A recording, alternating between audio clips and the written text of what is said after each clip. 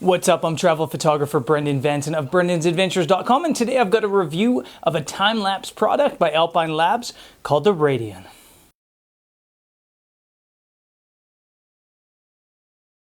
So as you know, I've been trying to do a little bit more time-lapse here on the program, and Radian from Alpine Labs is one of these products that hopefully is gonna help me up my game. I've had this for like maybe a week.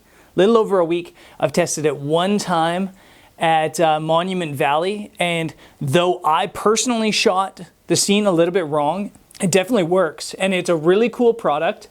And yeah, I'm going to review it for you. So this is the product, and the Radian, what it essentially does is it's going to turn your camera on a swivel as you're shooting time lapse. And the beauty of it is it works in conjunction with your camera. So if you're shooting long exposure, it's going to take the picture, but it's not going to move while the picture is being taken. As soon as your picture's done, it's going to move and take the next photo. So it's fantastic for that. And the way I'm going to test it out today is by taking it to Horseshoe Bend and hopefully excuse me, I got something in my throat here. Hopefully do a Starlapse time-lapse video over a period of maybe like an hour, and maybe I'll even do 2 of them. We'll see how it goes out there, but let me show you how this thing works first before I hit the field, and I'll tell you how I'm going to set up for this Starlapse as well. So the Radian is this. It's just this motor drive essentially, and what you do is you just plop it on top of your tripod like so by spinning it. And they mention on their website not to tighten it too tight because you don't want to backdrive the motor. So once it's on, it's on. And then what you're going to do is you're going to take your camera, and your camera goes right on top. And I'll tell you that the fact that the camera goes right on top is cool, but it also causes a minor inconvenience to me anyway. And part of it is the design, part of it is the fact that the little tripod quick release mount on the bottom of your camera is a small, weird size. So it's a little bit tricky. What I would personally love to do is take my tripod head, this is my old tripod and my old tripod head, and put this right on top of the Radian and then set my camera on top of that. That way I can put an angle down as it's moving around or up. Right now, it's basically flat into the horizon, so it's a little bit of an issue. I'm told, though, that if you use one of the smaller tripods, one of the little Gorilla Pods, and get the DSLR mount head for it, that you can put that directly on top of that. So I'm going to do that, and I will probably do another video showing you how to do that at some point as well, because I think that's a cool feature, and I feel a little bit limited in how this is set up right now. But anyways, we'll move on to what I'm doing right now. So now what we're going to do is we're going to take this, which is basically the communication wire between the phone and the tripod. So I'm going to turn the Radian, the phone and the Radian, and I'm going to turn the Radian on. I'm going to plug in that part. You see the Radian moving a little bit there. It's just getting warmed up. Then you plug this into your phone. Of course, you've got to download the Radian app in the Apple Store or Android Store. Unfortunately, there's no Windows set up for it. You know I'm a Windows phone guy, so it always hurts me that you can only get Android and Apple. But it's a really good app. And what you're going to do is you set up everything directly in the phone. So what I'm going to do is new time-lapse. And then up top you see the pan. So it says right now 45 degrees counterclockwise. And that basically says over the lifespan how much your tripod's going to move and which direction. Sorry, I keep saying tripod, the Radian.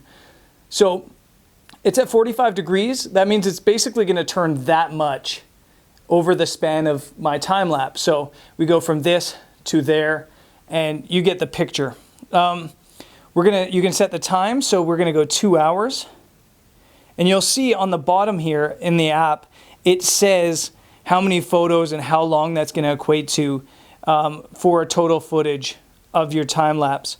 And then shoots we're going to set this to every probably 25 seconds. I'm going to try to set up my time lapse so the camera's taking 25-second exposures. So I might go 26 just to give it a little bit of space. So now you can see it's updated, and it says it's going to take 277 photos. In time-lapse world, that's like 6 seconds worth of footage, which is okay for me for the purpose of this time-lapse. That it's just going to be a short one, kind of messing around, reviewing the Radian again. And we go back, and in the advanced, you've got all these options. You've got time delay, so you can set it up so once you get started, it'll delay, the Radian will delay shooting for like, I don't know, 20 minutes or 1 minute or whatever you want. There's speed ramping, which will speed up the movement of the Radian as you're shooting along, so you can start going really slow and then move it along faster, which is cool because it gives you some nice movement into your time lapse. And you've got bulb ramping. Bulb ramping's tricky, but it's really important around sunset and sunrise so your exposure doesn't get too dark too quick. But it is tricky and definitely an advanced technique and something I'll probably do another video on at some point. And yeah, that's what we got. So essentially, it's set up now. So it's going to take a photo every 26 seconds. And then, of course, you're going to set up your camera the right way. So I'm going to set up a 25-second exposure. I'm probably going to go ISO, let's say 3200, and then f3.5 for this. So that's what the camera is going to be shooting once I'm out in the field. So in the Radian, you save it, and then it always asks you to do a preset name. I'm going to go Starlapse. Like so. Save the preset and it's saved, and then you can move on to the next level. And at the next level, you see the button says upload or stop Radian. So now what we're going to do is we're going to take our intervalometer cable that also comes with the Radian, and we're going to plug that in like so. Plug that in.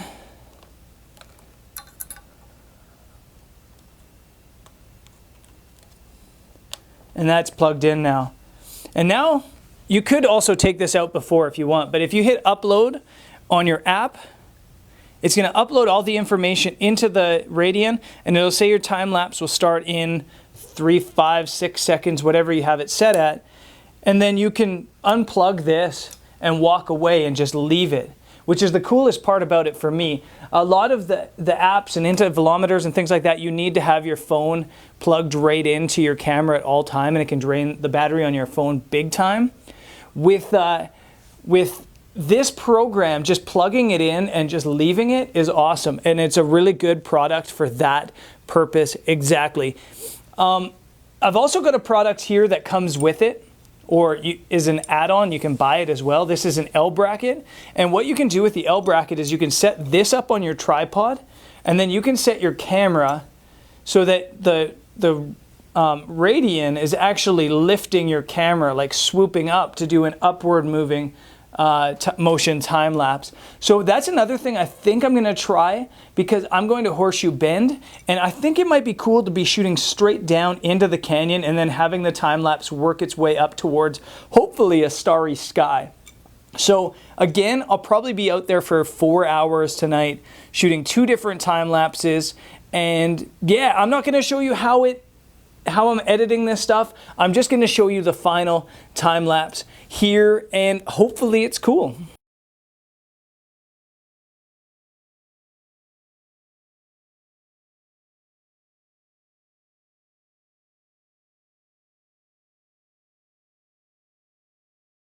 Anyways, that's it for the show and the review of the Radian. I've got another product from Alpine Labs called the Micron, and it's another time-lapse program, and I'm going to show you how that works in a future episode. We've also got lots of cool stuff still coming up on this channel. I'm heading to Las Vegas. I'm heading to Sequoia National Park. I'm going to San Francisco, and then onwards to South America. So lots of cool stuff coming up on the channel. I'll catch you next time. Peace.